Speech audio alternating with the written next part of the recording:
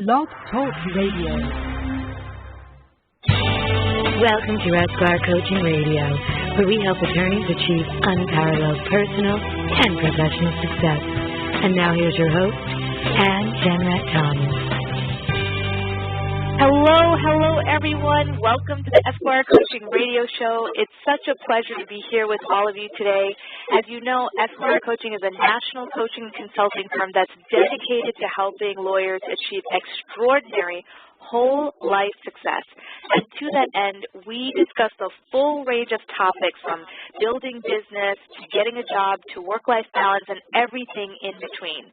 Today we have a very special guest who's going to talk to us about Mind the Matters, the art and science of compelling communication. So are you tired of delegating tasks at Boomerang, exhausted trying to keep the peace? Have you been scratching your head wondering why people are so sensitive, or frustrated that you keep on repeating yourself and yet no one seems to do anything? Well, in this humorous and thought-provoking episode, Robin Lavitch will help you discover the art and science of compelling and effective communication with any personality. Robin is an AHA instigator and the founder of Surpass Your Goal, a coaching practice for executives, attorneys, and doctors. Robin is known to tickle your brain. Her keen ability to observe and read people captivates audiences and shows them how mundane, everyday life events can be applied humorously to business principles. Robin is an expert in communicating with differing personality styles, in interpreting body language, and detecting deception for persuasion. Her capacity to connect with audiences, elicit thought-provoking ideas, and clarify personal ambitions prepares people to apply that knowledge instantaneously so that they can accelerate their own results in leadership, sales, and time management. Welcome, Robin. Thank you very much. I'm so glad you're here. And, I just want to let the listeners know I have known Robin for about a year now, and just absolutely love the work that she does and just love who she is. So I know you all are going to enjoy her too. Thank you. So, Robin, before we begin, I just want to remind our callers that there will be time at the end of our show to ask Robin questions directly. Simply call 347-838-8719 and press 1 to get in the queue. That is 347-838-8719 and press 1 to get in the queue. All right, Robin, tell us a little bit about yourself. How did you get involved in coaching and training? I got involved, it came to me more than me identifying it. Previously, I was in mental health counseling, and I used to work with foster care children and their families. I started my business about 8 years ago, and prior to the mental health counseling, I used to do research. That was my degree in psychology, was understanding human behavior. And I was fascinated with trying to figure out, still am, how you could have, say, two siblings that had the same environment, and one just had resiliency. They were able to overcome obstacles and achieve success, and the other one wasn't, even if they had the same environment. And so that's what I used to study. And then as I was doing research, I ended up doing counseling, which was kind of interesting. And then I did that for a few years, ran a company, and then in my mid-30s tried to figure out what do I want to be when I grow up. And several people had said to me I should do coaching. And I started researching coaching, and I thought that's absolutely perfect. It was a blend of business, which I liked, and I still was able to help people. And so it really was about 3 or 4 different people in a short period of time telling me that's what I should do. That's what I did. Oh, I love that. And I think the mental health background can help, too, to navigate some of those, stickier places that can show up when you're coaching people. Yeah, a lot of time, almost every time we are our worst enemy, and we tend to have limiting beliefs of what we think is possible. And so looking at the psychology of what motivates us, looking at the psychology of our beliefs is really helpful in removing some of those obstacles and then sustaining our momentum. Absolutely. So, this is a really important topic that we're discussing today about the art and science of compelling communication. So before I ask some questions about Mind the Matters, can you just explain what it is? Well, Mind the Matters is a workshop that I offer that looks at the 4 different personality styles, and Mind is an acronym.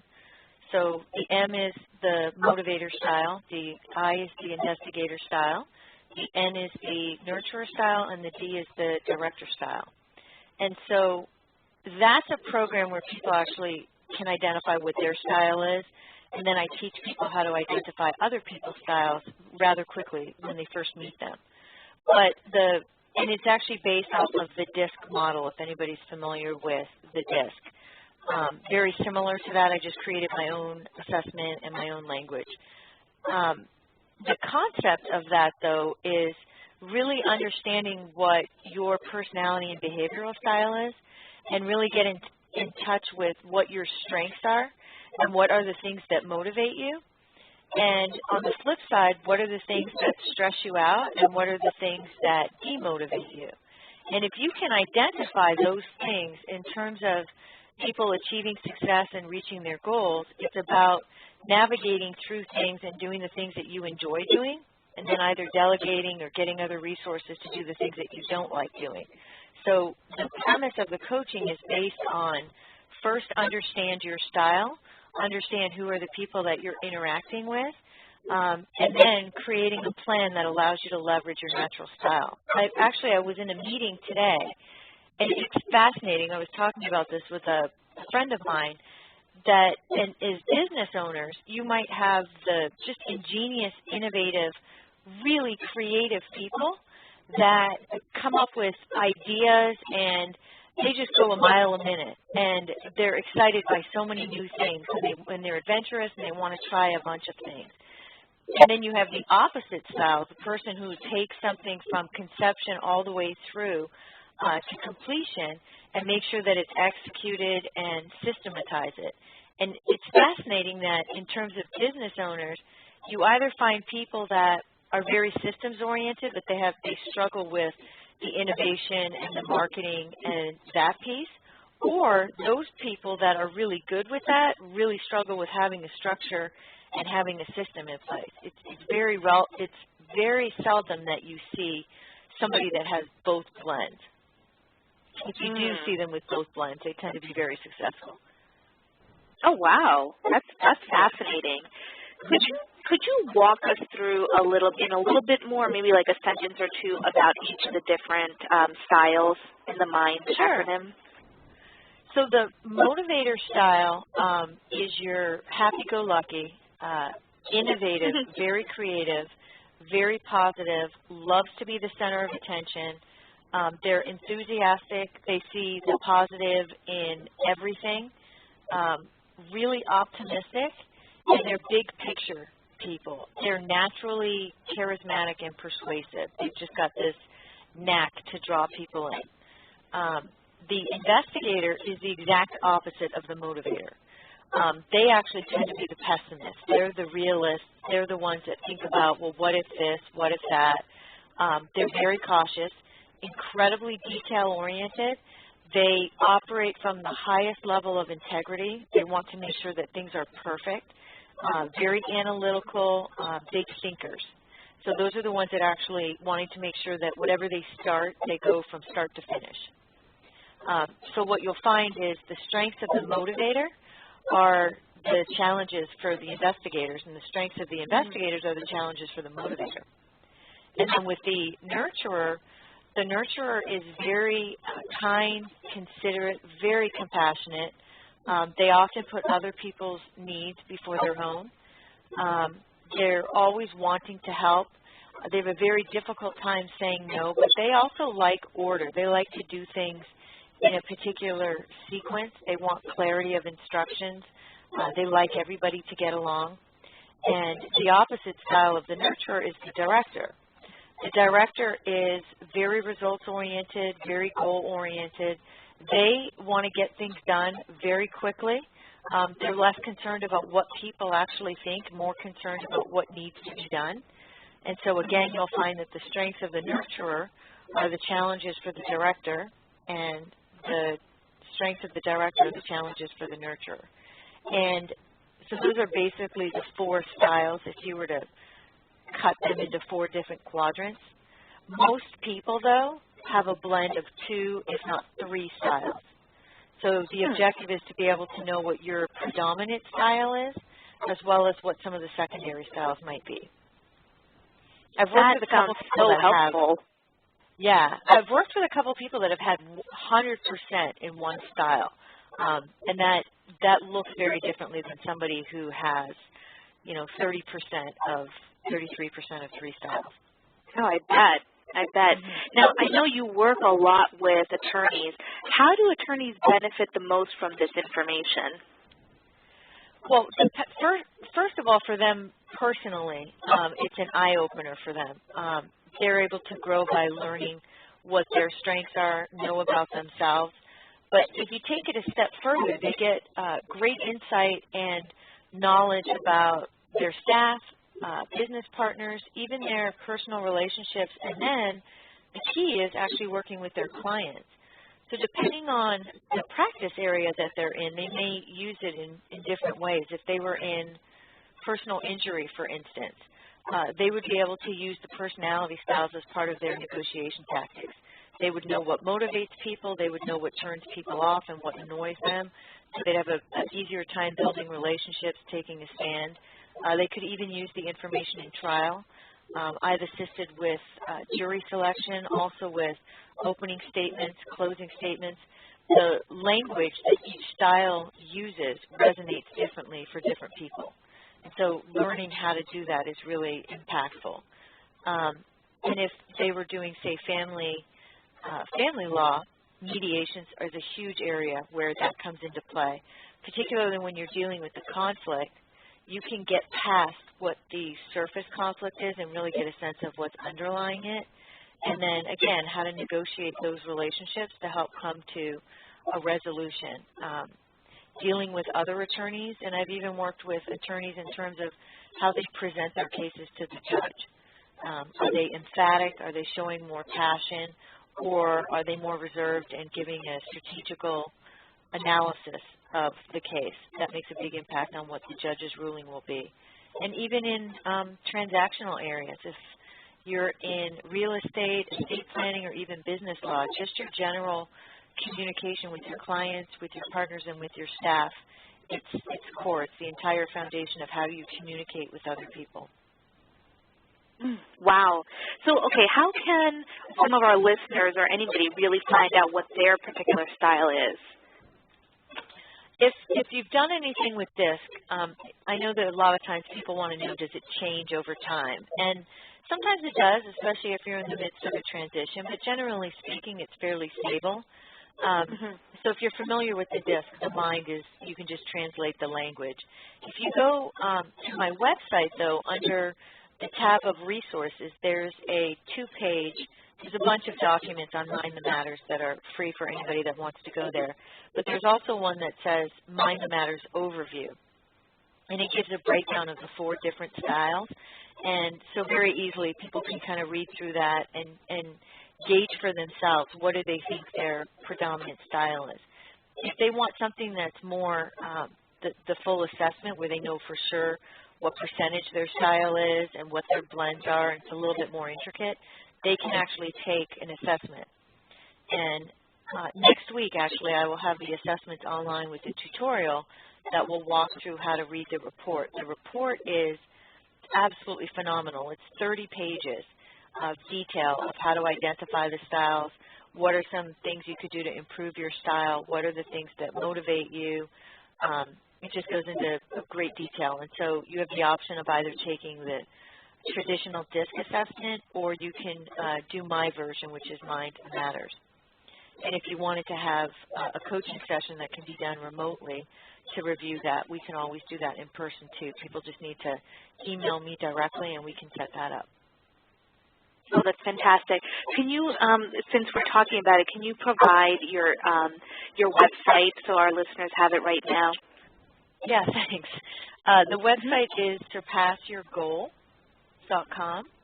And my email for anybody that would like to email me is Robin, R-O-B-I-N, at surpassyourgoal.com. Perfect. Because I don't, especially if you have the information laid out, I really think it's a great resource for our listeners to just download and be able to see and get not only get a better understanding of yourself, but get a better understanding of the people that you're interacting with, like Robin had mentioned.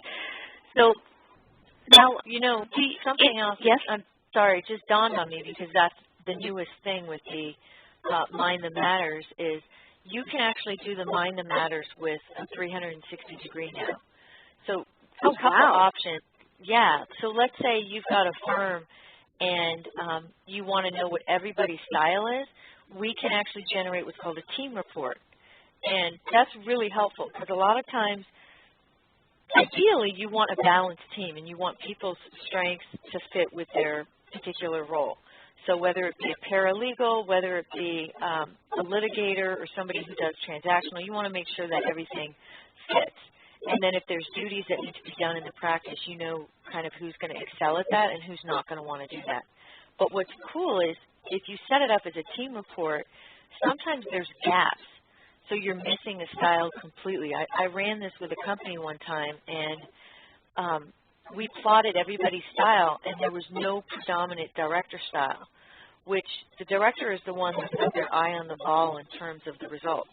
And sure enough, the thing that they were struggling with is they got along, and they were able to get the daily stuff done, but they didn't have that focus of what that end result was going to be. And so just running that report, we were able to identify who they needed to hire and that kind of thing. But the newest component of it is the 360. So you can take the assessment yourself to find out your style, but then everybody else you work with takes it and they evaluate how they see you. And that's phenomenal because a lot of times how we think we're coming across is not how other people are perceiving us. So you actually get a report that looks at what you've said and then what other people have said. That is so helpful, and I think, especially like if I'm thinking about associates who are looking to make partner or partners that are really in the larger firms who are struggling to cultivate leadership in others, I think being able to take the assessment, especially from a 360 point of view, can improve business development and can improve professional development and just be a great tool, to help both the firm and the individual. Yeah, and one of the things that happens is if you've got somebody that comes in as an associate and they're kind of churning out the cases and doing what they need to do, making sure that they manage a particular caseload and they have a certain number of billable hours is sometimes not very easy. And a lot of times associates come in and they want to make partner and they want to move up the ranks, but their ability to sell, whether they perceive themselves that way or not, is still part of that business, as is leadership. And Mind That Matters does a separate report that looks specifically at what's their sales style as well as what's their leadership style. So if there's gaps, you know going in what the difficulties are going to be, and then you can appropriately make plans for that so that you're not caught off guard. Because sometimes people start off one way, but then when they move up and they go into a different position, all of a sudden they don't do as well as you might have hoped. This actually gives us the information we need in advance to do the planning and whether to even make that decision. Mm-hmm. That makes so much sense because the skill sets are different. For example, just using associates and a partner. Partner has to be the rainmaker. They have to get out there and know how to network and sell really well. And earlier year associates are really just, need to get the work done. So it's a very different skill set that's necessary. So, right. And if they make partner and they have to manage other associates, that's a third skill set. Exactly. That neither of which is taught in law school, unfortunately. None of these are, frankly. So now, okay, in your opinion, do you think that this information only pertains to business? No. I've been told I've saved a couple marriages, which I like. A lot of times when I do this workshop, I've had them bring their spouses and their kids, and it's fascinating because usually husbands and wives tend to be opposite styles, which I think is interesting because it's almost like, opposites attract, and you admire what somebody else's strength is that you don't have. And it's the one thing that kind of attracts you to somebody else, and then over time, of course, it becomes very irritating. And that's why they end up with conflict. It's like they want them to change all of a sudden, but that was the thing they liked when they first met them. So spouses tend to be opposite. And the reason I do this workshop is if people understand really how to have acceptance for what their strengths are. They don't have to be everything all the time. You just have to be clear on what you're good at and then work with the other people that are good in the other areas.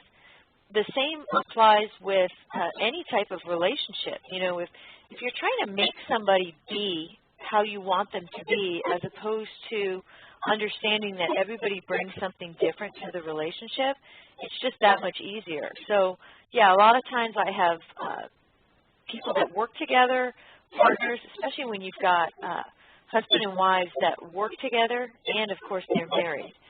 That's very interesting. And then children, sometimes I've had teens actually come in and take the workshop as well. In-laws, yeah, family members, all of it pertains. And you know what? They don't need to be there because a lot of times what happens is as you're hearing the information, you start thinking, oh, like that's why that person's like that, or that's why they drive me nuts, or now it makes sense. Those are the comments that I hear a lot. So it really kind of opens up their understanding, it sounds like. Well, yeah, because all of a sudden you're looking at it in terms of styles. There's no judgment. There's no better style or there's no shoulds. If you should do things this way or you should do things that way. It's just a matter of understanding, perceive the world differently. And if you can understand where the other person is coming from, that allows you to strengthen the relationship versus trying to control somebody or have them act a different way. It's just a totally different way of interacting with people. It's mind-blowing. Oh, I love it. I love it. Before I continue with some questions, I just want to remind the listeners, if you have a question for Robin directly based on what you're hearing, please call us now, 347-838-8719. That's 347-838-8719, and press 1 to get in the queue. All right, Robin, you mentioned your workshop, and I know that you also have a master series. Can you describe how the workshop differs from the master series? Yeah, the master series, I just had one yesterday, actually, and what we do with the master series is it's for people who have gone through the workshop or they've taken the assessment, and there's basically 10 different modules. So we take, based off the personality and based off of what your style is, how does it relate to these various settings? And those are all different modules. So we have one on time management. We have one on stress management, general management, which we did yesterday. How do you give feedback to people? How do you know you're hiring the right person? And then we end up doing role playing. There's other modules on leadership, how to gain peak performance, specific for sales, even conflict resolution. So those are held once a month. They're recorded too, so that those eventually will be available online. And so it takes the concept of mind that matters and drills it down into a specific area. So, and it gives people an opportunity to actually work on it and practice it, because adapting to somebody else's style, which is really what the whole goal is being flexible. So once you know what your style is and you know what somebody else's style is, you want to be able to adapt so that you can create a stronger connection and be more productive. But knowing what you're supposed to do and then doing it, given that that's your habit and your natural style, it becomes very difficult. So this is, people kept asking me, you know, can we practice? Can we do something that's a little bit more of an intimate group? And so that's what the Master Series is all about.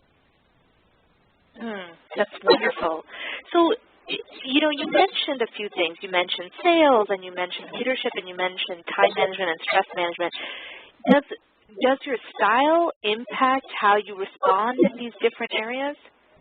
Oh, yeah. If you look at time management, if I meet somebody, and I can usually tell, and I teach people this, you can tell by body language, you can tell by how they dress, how they walk, how they talk, how they shake hands. you can know within seconds what somebody's particular style is.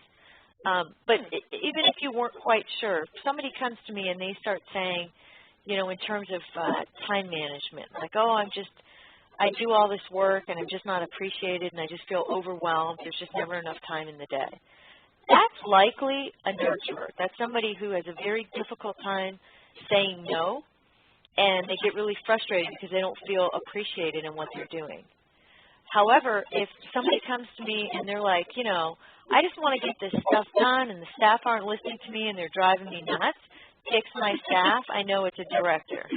Because they're completely, I mean, they don't realize that they're contributing to it and they just want somebody else to go in and fix it. And if they're awesome with delegating. So if they can just get somebody else to manage it and take over it, you know, that would save them time. And then the motivator will say, oh, I have all these projects, I have all these ideas, but I'm not good with follow-through and I forget things. And, you know, instantly I hear that, I know motivator. And then the investigator, because they're the thinkers, they go through paralysis through analysis.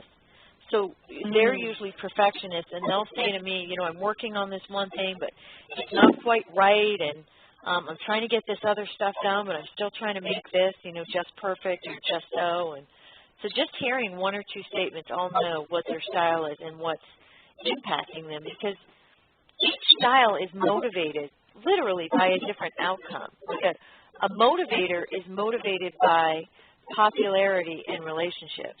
The director is motivated by results and outcomes. So clearly how we approach our work in our day-to-day lives is going to be different because what we're valuing is different. Wow. Now, do you, I mean, in your experience, since you do work with so many attorneys, do you find that lawyers tend to fall, you know, predominantly into one category versus another? Litigators almost always have director style. Some blend of that, because out of all the styles, the director style is the one they love to win. And when I say win, I mean one person wins and one person loses. None of this win-win stuff. I don't buy into that. And being in the courtroom is a thrill for them. They absolutely love it. And if you look at a nurturer style, you'll see a lot of the nurturer style investigative styles either in family law or some of the transactional stuff. They don't actually like the litigation piece and the confrontation. So a lot of attorneys tend to be directors and investigators with a blend of either nurturer or motivator depending on their field. Wow. But that's fascinating. That is so fascinating. As I figured. Yeah, yeah. Because you got to think of who would be drawn to what, you know, somebody who's trying to keep the peace all the time. Now, this is actually really interesting, too, because if you've got a family attorney, but that family attorney goes to court all the time and they'll fight no matter what, they've got director style in them. But you could also have a family attorney that is amazing with being able to reach agreement because they're so motivated by keeping the peace and harmony. And the thought of them going to court is just agonizing for them, which is why you have, you know, some people that have no problems going into court and other ones that don't. That is so fascinating. Well, you know, Robin, we are nearly out of time. Let our listeners know how they can reach you. I know you've given your website, but please give it to us again. So the website is surpassyourgoal.com. And my personal email is robin@surpassyourgoal.com. And if you'd like to call me, my phone number is 727-776-7766. Fantastic. Robin, this was so enlightening. Thank you so much for telling us about the mind that matters. And this is wonderful. And, you know, listeners, let's keep this conversation going. Which category do you think you fall into? Let us know on Facebook or LinkedIn or Twitter. And you can find all those links on our website, www.esquirecoaching.com. Next week, we have Melody Stevens, who's going to talk to us about dealing with serenity-busting employees and, well, actually how not to deal with them. Until then, be well, everyone. Thank you.